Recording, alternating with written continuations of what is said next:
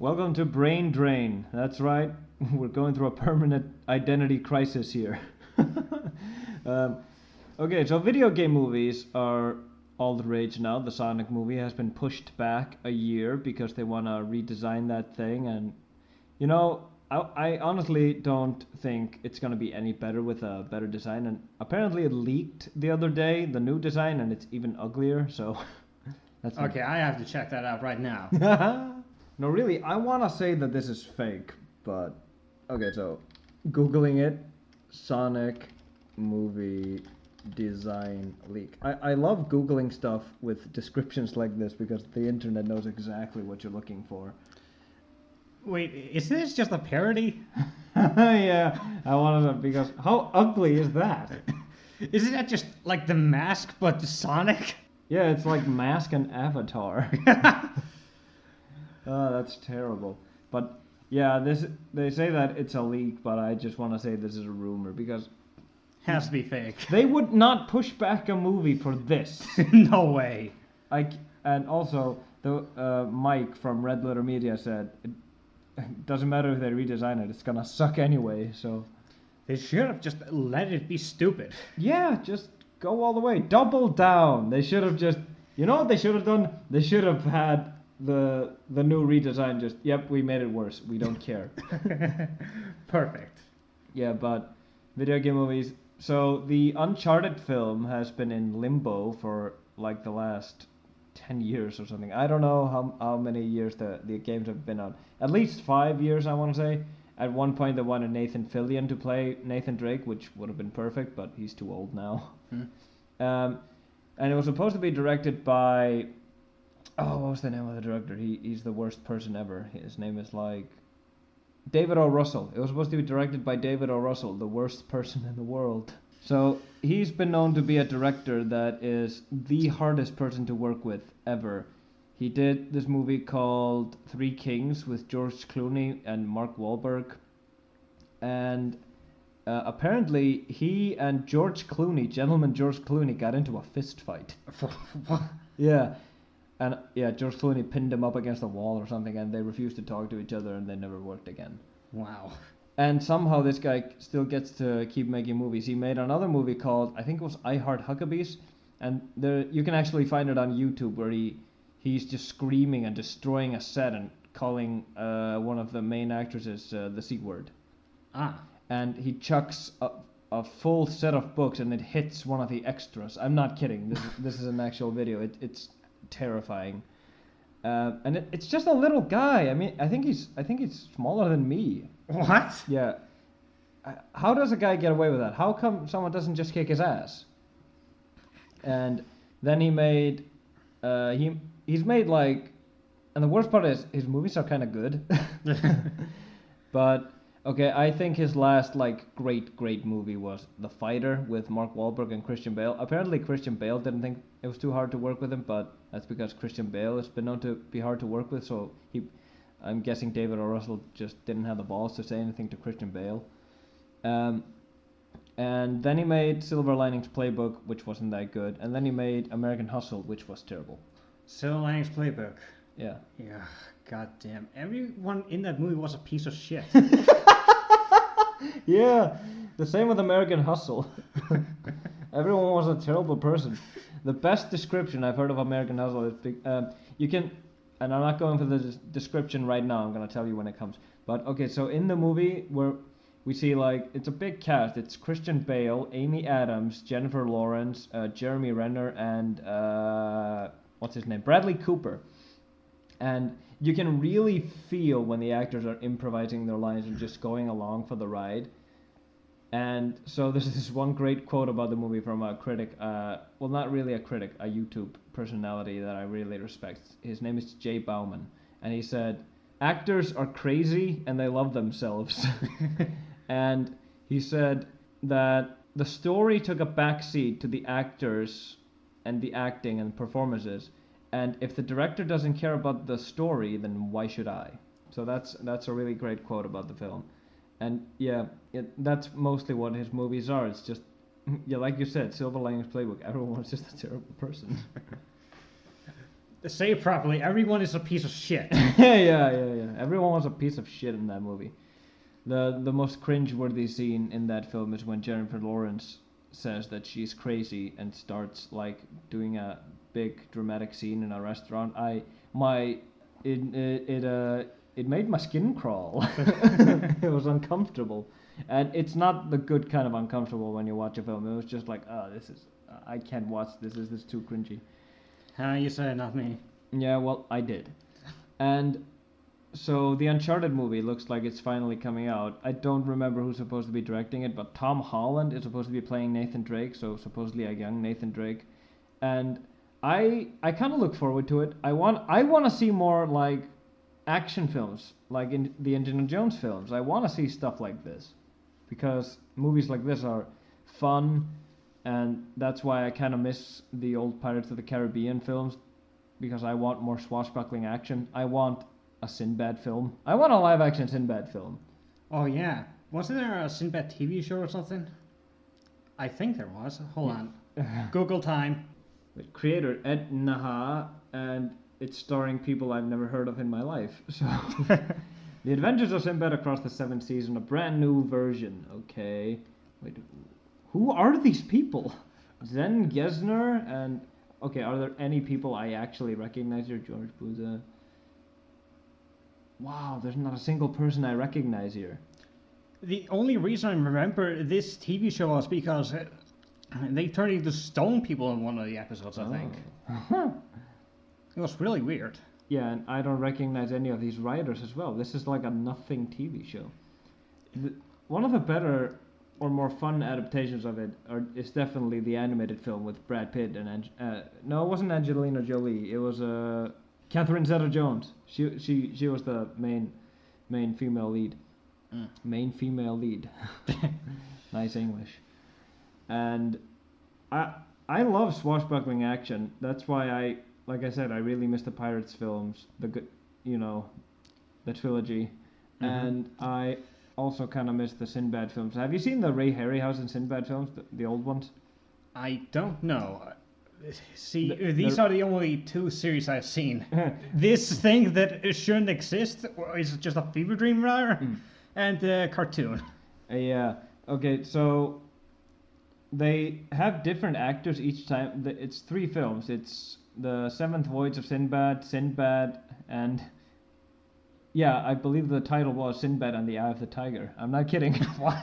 And one of them was I can't remember one of the titles, but they always switch actors, and I kid you not, every actor is like an incredibly manly man. It's just like chiseled and cheekbones out, and gorgeous beards. They're really beautiful men playing Sinbad. I believe when I was watching it with my friend, we took the trilogy and we watched it, and around the 3rd film, I was like, who are these alpha males they keep getting? It's like one of them actually looks like Sean Connery, which is like the alpha of all alphas. Like you don't get any more man than Sean Connery. So in his prime. In his prime, no, he's still like. Okay, I have to see this. Hold on. Give me a good old chest shot. Chest shot? Yeah, I want to see his abs. You mean like this? This is an 87-year-old man. Jesus Christ, he's old. Look at that mustache! Wow. Now I would kill for that type of mustache. Now that's a mustache. Have you ever heard of the old... There are 2 great Sean Connery stories out in this world, and they're both true. And I'm gonna go way back from the first one. It was like back in the 1940s or something. No, wait, that can't be true. He's born 1930. It was like the 1960s. Sorry, I got it mixed up. I was gonna say he was in his 30s. Him and Michael Caine, they're apparently really good friends. So they went out to the pub together a lot, and so they would always bring dates with them, and beer. It was like the rule was bring a beer and a bird, or because bird is the English slang for like a chick, a woman. So you're just slanging again. Yeah, but okay. So they go to this bar and their dates are singing, and some drunkards are making fun of their dates and screaming at them and being rude and calling them like derogatory names and stuff like that. So Sean Connery gets up. He says to Michael Caine, "Hold my coat," and he beats up 4 guys. He started the fishing? Yeah. Wow. So imagine, this is the perfect description of Scotland and England, Scotland and London, right there. An English gentleman holds up a coat while the Scotsman beats up 4 guys. And the other story is really good.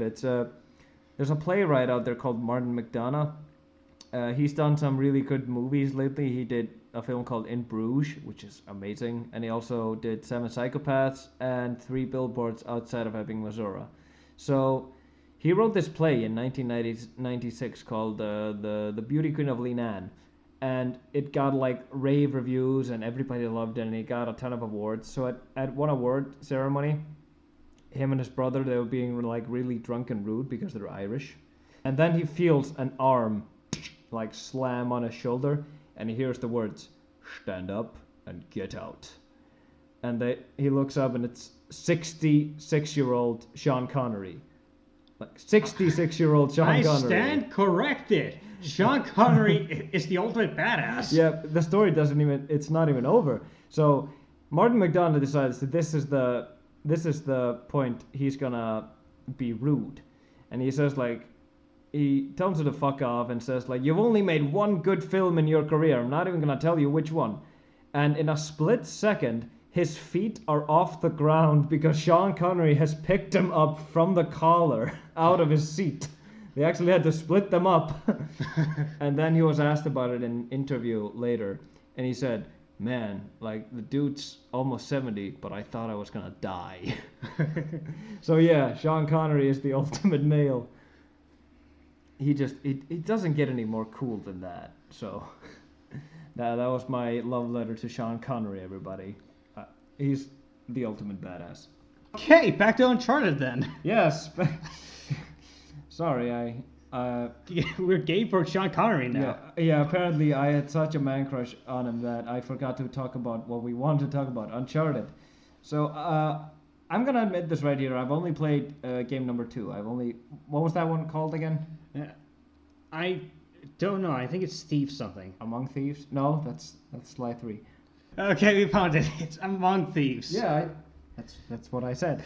Yeah, the first time I'm correct in the show, and you had to Google it to see if I was actually correct. That's how little he believed in me.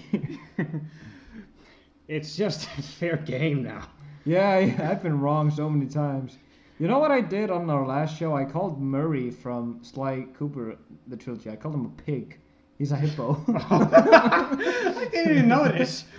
It's a big pink guy. I thought it was a pig. Fair enough. I called him a pig. I'm so sorry, Murray. And also, it's the group in the first game is not called the Big Five. It's the Fiendish Five. The Big Five is from a filler season in Yu-Gi-Oh! My mind just wanders. But we're talking about Uncharted. I really like that game. I like Nolan North as Nathan Drake, and the character of Sully, isn't he Sully? He's a really cool character. Yeah, Sully was my favorite. Yeah, he's a really nice character. If he would be in the movie, I'd love him to be played by Bryan Cranston from Breaking Bad and Malcolm in the Middle. For some odd reason, my brain is stuck on Clancy Brown. I don't know why. That's better. That's what, better. Really? Yeah. Cool. Oh man, yeah, that's 1,000 times better. Clancy Brown all the way. Clancy Brown, damn it! Why didn't I think of that? I guess I was just too busy thinking about Mr. Krabs and Neocortex. Yeah, whenever someone says Clancy Brown, I immediately think Highlander. So, which is another Sean Connery film. Yeah, but I like Nolan North as Nathan Drake, and also I like Nolan North as an actor, but I have no thoughts about the actual movie coming out. So Tom Holland as a young Nathan Drake, I can really see that, but I kind of want it to be like Indiana Jones 3, where we start the movie as a young Nathan Drake, and then that's just the first big action set piece and everything, and a character introduction, and then we go into him when he's older. So, who would you like to cast as Nathan Drake now? I just barely passed the classic Brown test. Come on, why are you pushing this onto me now? I'd honestly, I can see Chris Pratt in that role, but I can also see Chris Pine in it. They're both really good actors. All the Chris's can be Nathan Drake. And Okay, let's Google. Let's just add a random Christian who would fit as a good Nathan Drake. Okay, so keep going. Okay, so top results for Christopher Nolan. Yes, the director of the Dark Knight trilogy would make a perfect Nathan Drake. Yeah, perfect. And then we have Christopher Abbott. Then we have Christopher Mintz-Plasse. He was... What was his name in Superbad again? Wasn't it like... Let's just click it. Come on. No, I want to remember this. I want to check my memory here. What was it? Yeah.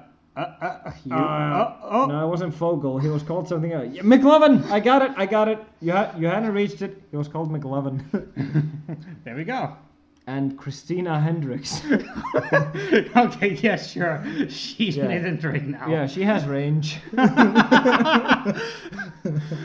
Okay, enough of this nonsense. So, okay. Let's get back to this. But yeah, what are your thoughts on the movie coming out? What do you want to see from it?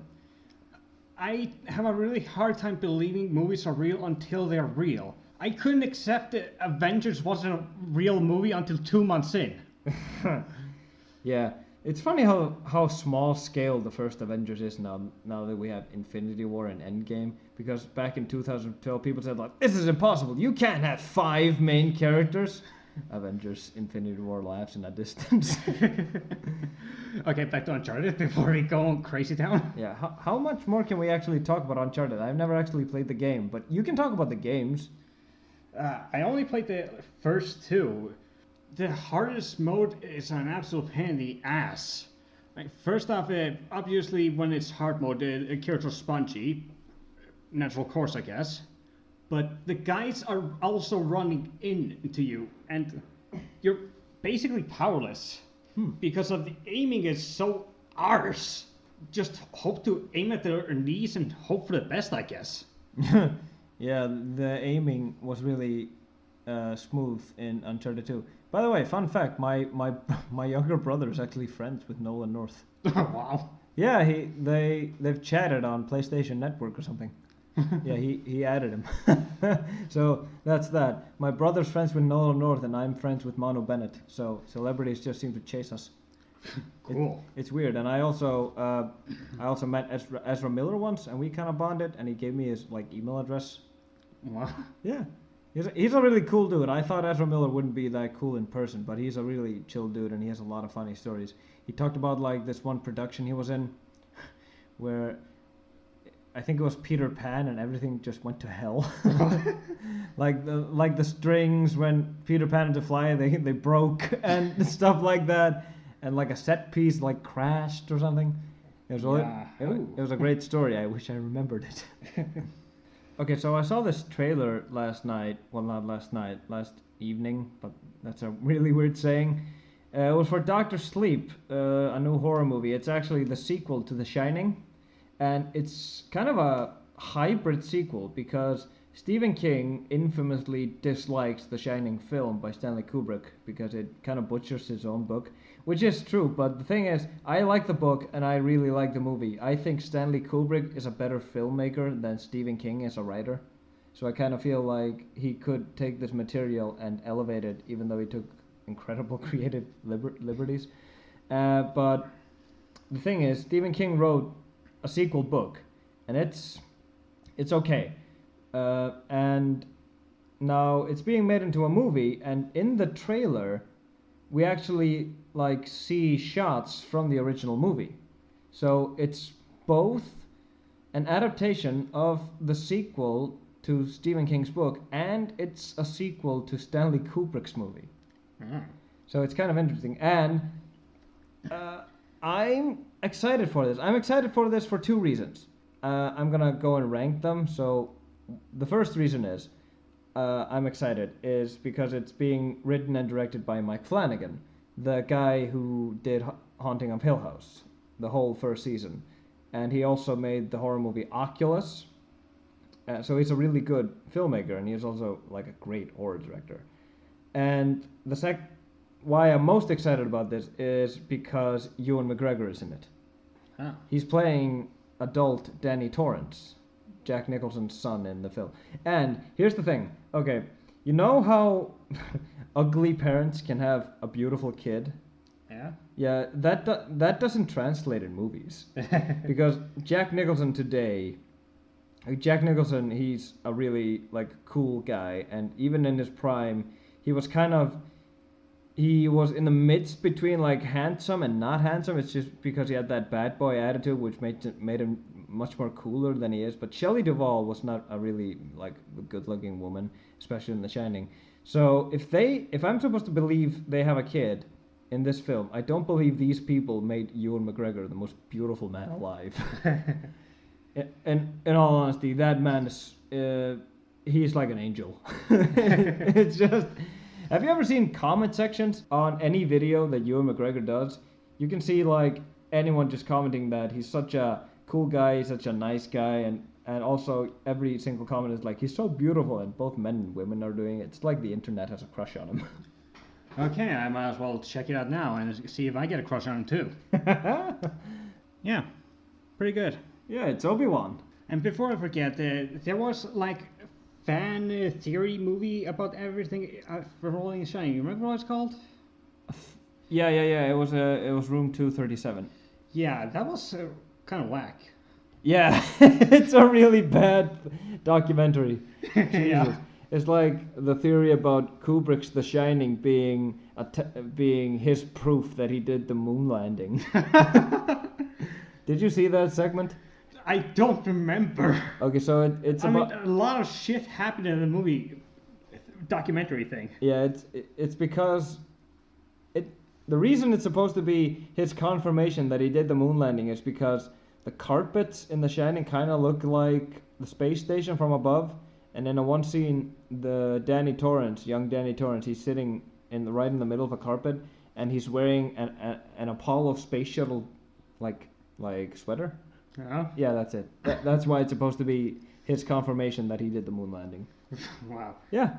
And there was also another fan theory thing that he did. Had one movie played backwards while the other played normally simultaneously, and they intersect, forming a new movie. Oh. What the hell was that? Who are these people?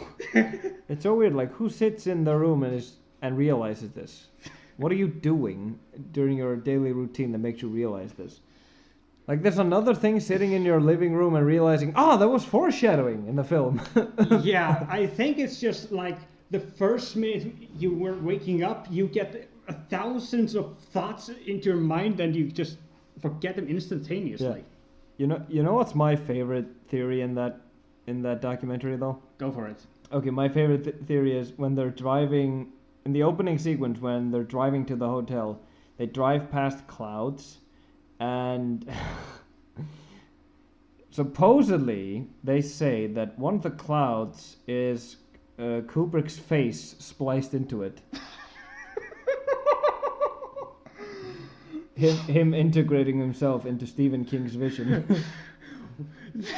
That's got to be some most self-indulgent shit if it ever was real. Yeah, I love that theory. Like, no, he didn't. And who looks at a cloud and says, yeah, that kind of looks like Stanley Kubrick? That's my favorite bit in the documentary. Yeah. That he supposedly put his face into the clouds. No one be that narcissistic. No one. What are you doing? And why? But you know what's my favorite bit in the actual Shining film? It's just the fact that it's so different from the book. Well, it's not that different. It's just like some scenes are just completely removed and other things are doing. It's the same story but different execution. But in the film, they drive a yellow car and a yellow Beetle. But in the book, it was a red Beetle. But in the film, he's driving his yellow Beetle to the hotel, and they drive past this automobile accident.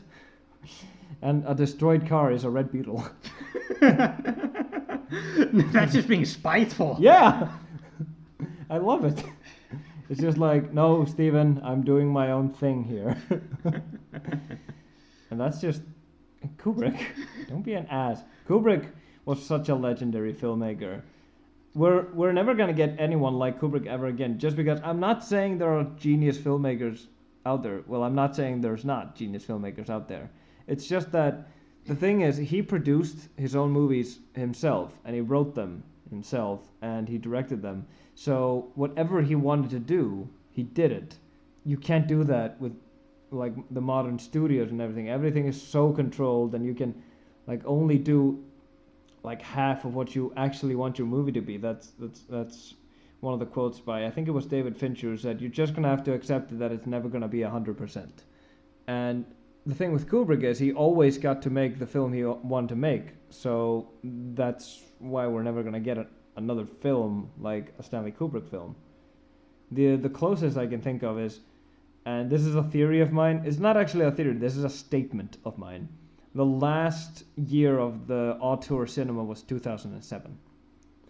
And that's because what happens in 2008? Iron Man and The Dark Knight come. So the superhero studio franchise blockbuster has just officially blown up. And in 2007, some of the best filmmakers working today made their all-time greatest films in that year, all together. So that would be Paul Thomas Anderson made There Will Be Blood. The Coen brothers made No Country for Old Men. David Fincher made the film Zodiac, and Edgar Wright made Hot Fuzz. Wow. And that's all in the same year. Well, Sam Raimi made Spider-Man 3, but that's just one debacle in my theory.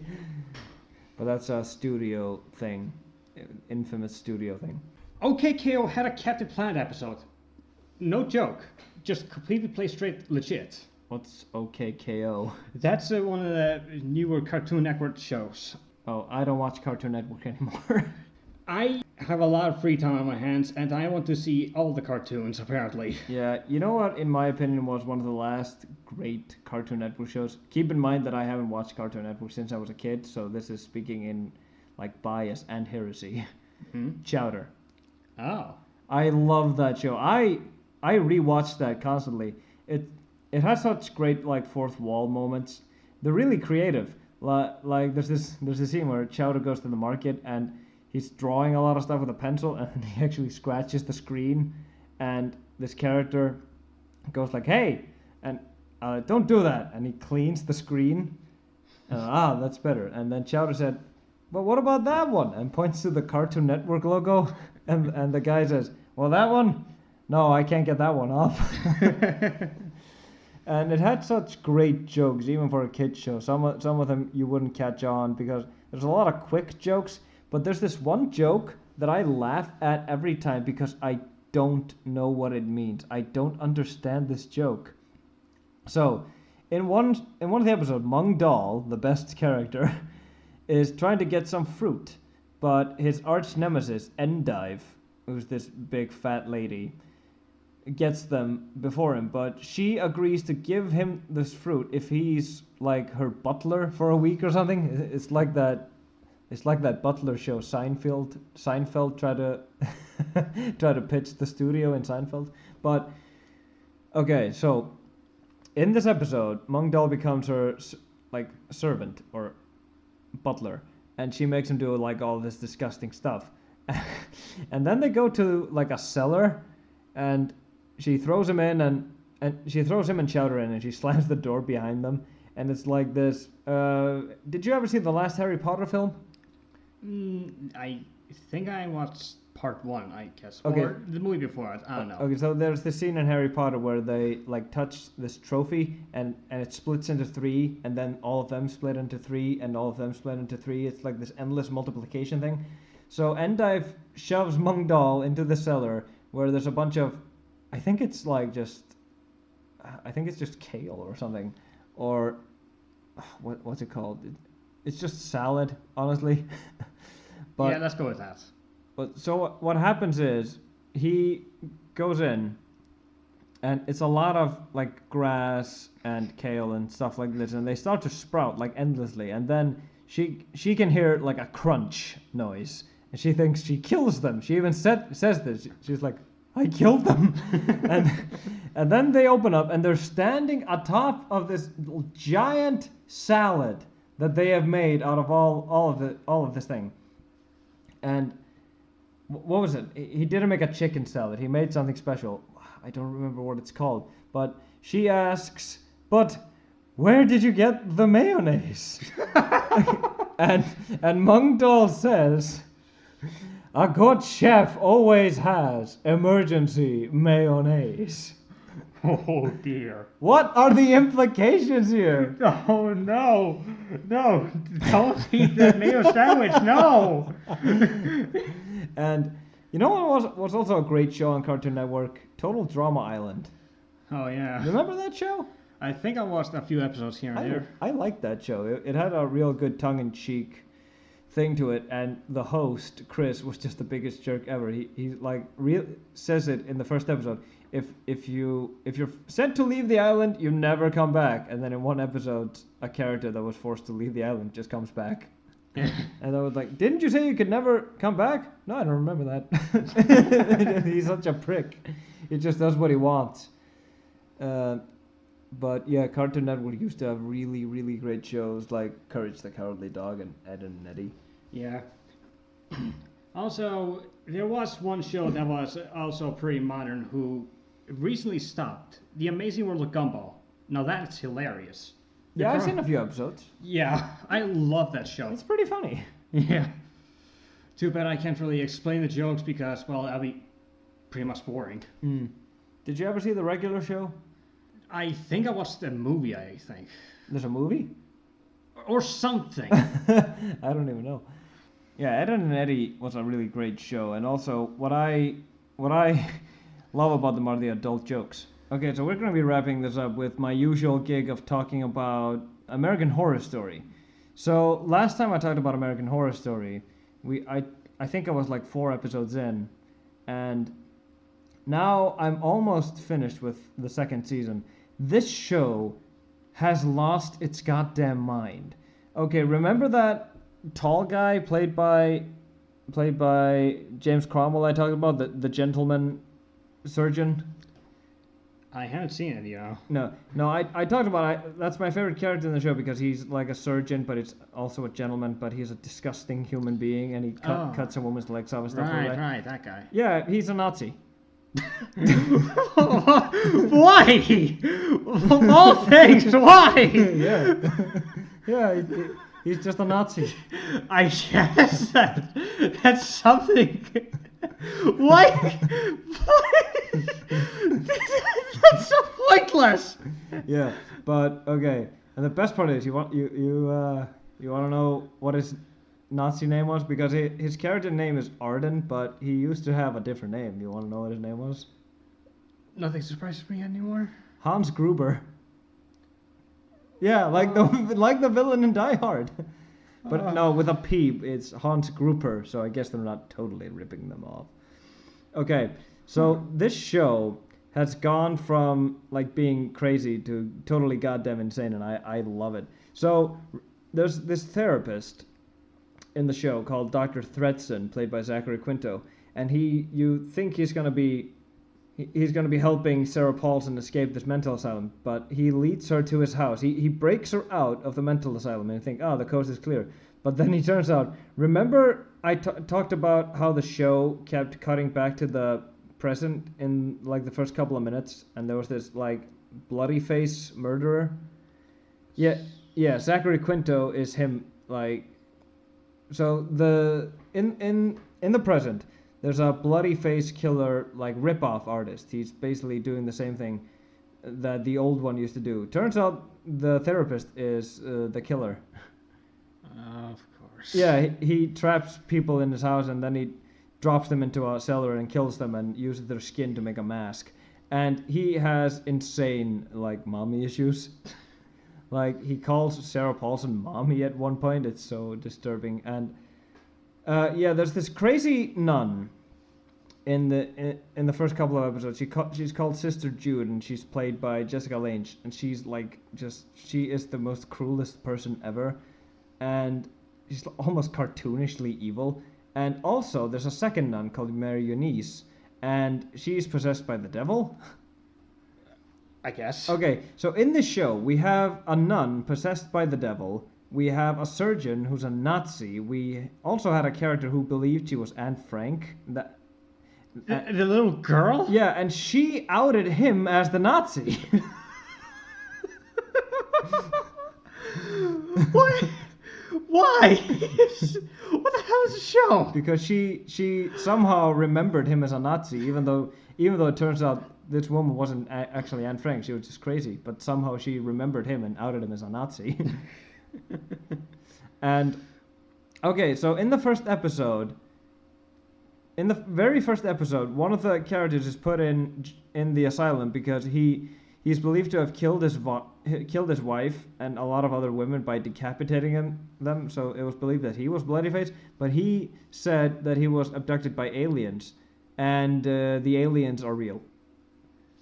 So in the season who abduct people, we have a Nazi surgeon and we have a nun possessed by the devil. This is not a real show. Yeah, it's a real show. I don't believe you. This is just season 2. You have to check this thing out, man. It gets wild. And yeah, there's this woman called Claire, and she got abducted by the aliens as Dr. Arden was gonna kill her, and then and then like 2 or 3 days later she comes back pregnant. Like a couple of months pregnant. Okay. Oh yeah. So, and in the present, like I said, there's this Bloodyface like copycat, and turns out that he is the son of the original Bloodyface and Sarah Paulson, the woman he was trying to kill and called mommy, because he snuggled her without her consent. As a payoff, I guess. Yeah, but like if I were to tell you to watch this show without having told you anything, like what happens in the second season? Oh, this guy gets abducted by aliens, but no one believes him, so he's put in an asylum with a Nazi surgeon and a nun possessed by the devil. You'd think I was the insane one. Yeah. Like, oh yeah, and they're all kind of working together. The nun possessed by the devil is working with the Nazi surgeon, and they took down the head nun, the Sister Jude, and they make everyone believe she is crazy. So now she's actually in the asylum as a patient, and something awesome happened last night as I was watching the show. This is an incredible scene. They've done electroshock therapy to her and like fried her brain almost, and she's trying to remember who she is. And Sarah Paulson's character says, "Do you remember your name?" And she goes to a record player and puts a song on, and they do a musical number. And it's awesome.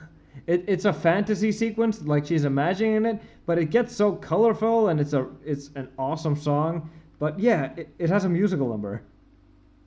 Oh. This is a real show, man. You should check it out.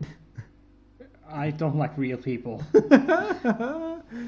No, I don't think these are real people. They were like... No, that's not what I mean.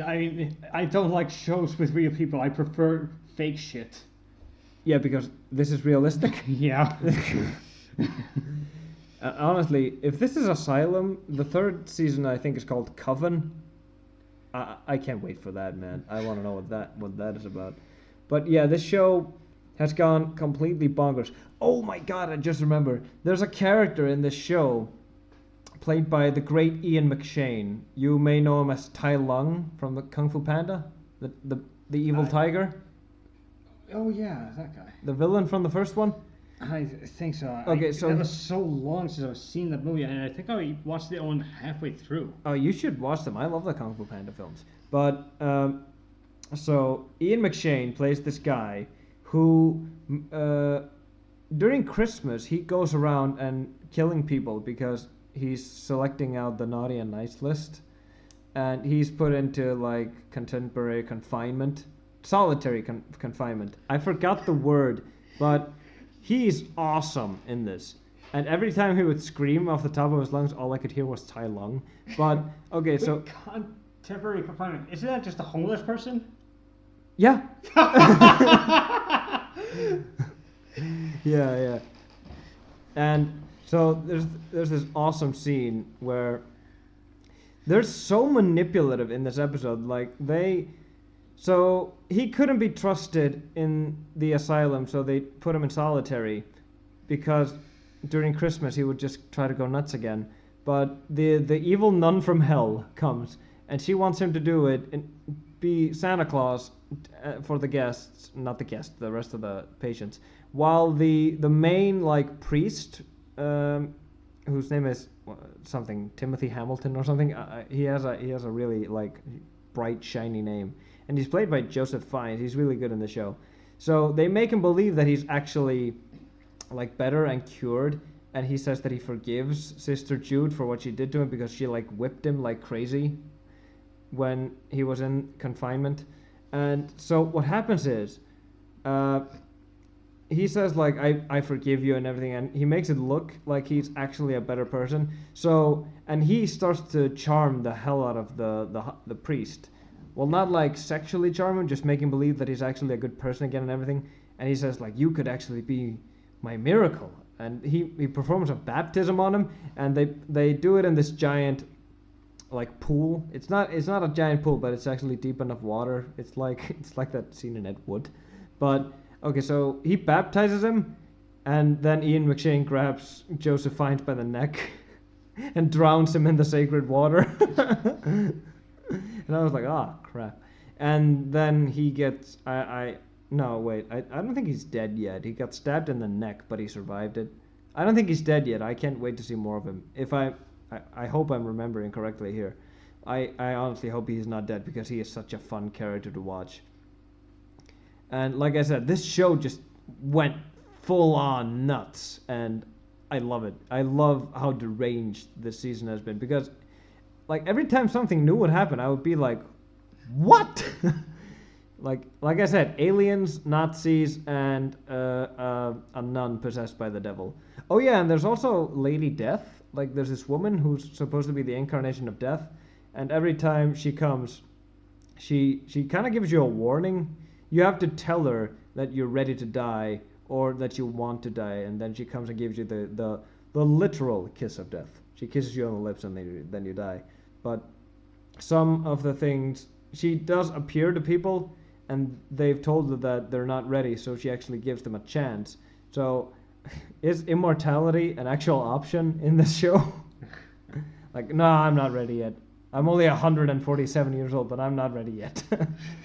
But yeah, I think that's probably it, because I'm going to be watching the finale soon, so I can't wait to get back to that.